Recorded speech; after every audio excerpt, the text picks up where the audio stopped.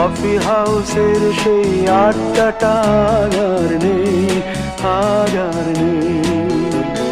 কোথায় হারিয়ে গেল সোনালি বিকেলগুলো সেই আর নেই। লা লা লা লা লা লা লা লা লা লা লা লা লা লা।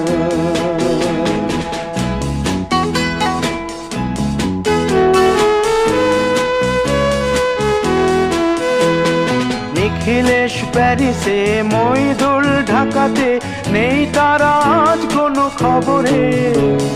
গ্র্যান্ডের গিটারিস্ট গোয়ানিজ ডিসুজা ঘুমিয়ে আছে যে আজ কবরে।